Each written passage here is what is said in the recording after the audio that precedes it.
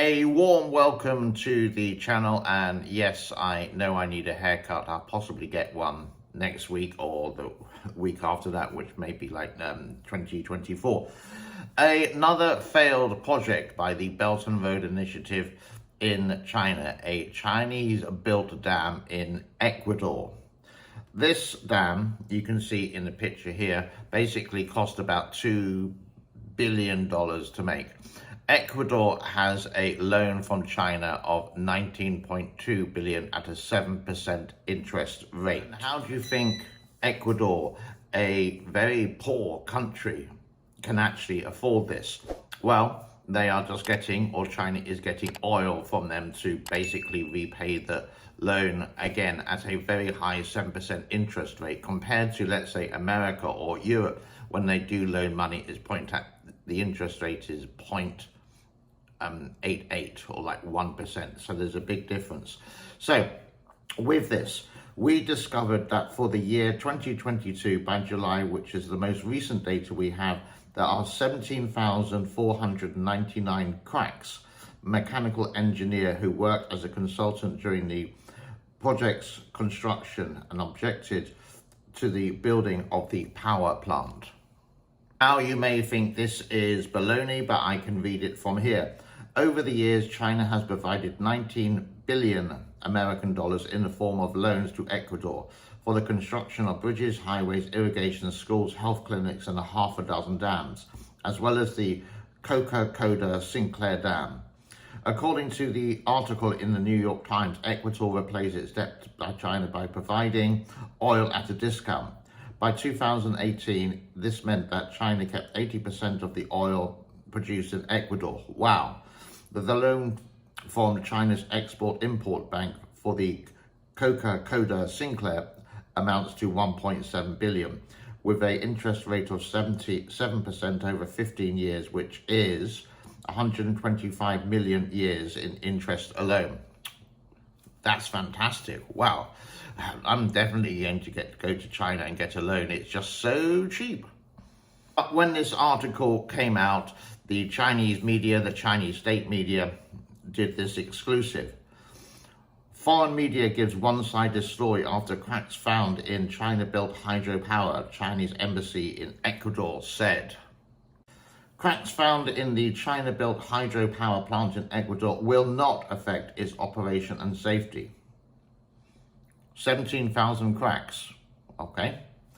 And the plant is safe for 50-year design, or 50-year life design. But some foreign media outlets have produced one-sided reports that they do not give the full story on the situation. The Chinese embassy in Ecuador told the Global Times, whatever it was. According to the Wall Street Journal, since 2016, officials from the state electricity utility have found more than 17,000 cracks in the power plant, 8 turbines. According to state utility, it blames the fissures on faulty steel import.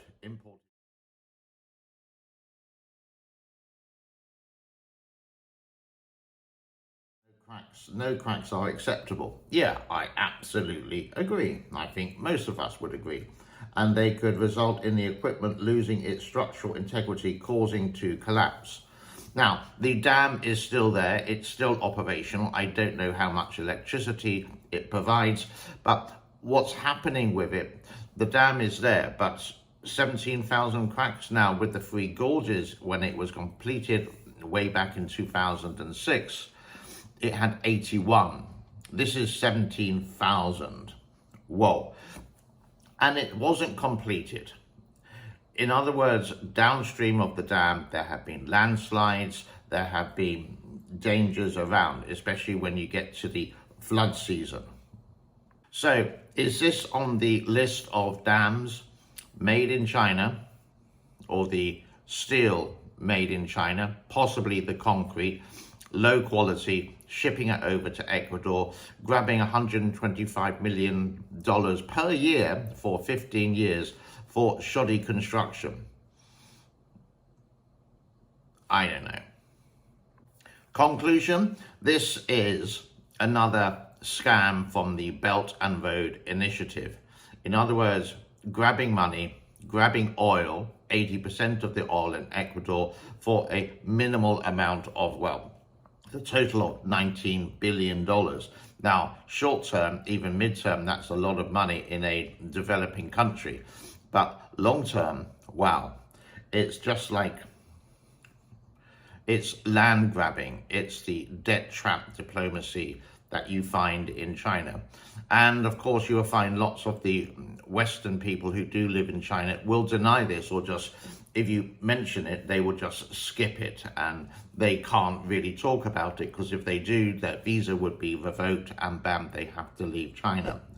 So they've caught themselves into their own trap. They can leave any time, but the thing is, in China, when you do go there as a foreigner, you sometimes are treated like a king and ask you to do these things just because the Caucasian skin or whatever, they think it's better than the Chinese. The Chinese will believe foreigners more. So I just don't know why, but that's how it is. Let's leave it there for today. Please do give it a thumbs up if you enjoy the work. Hit the notification button, hit all, so when a new video comes out, it's there.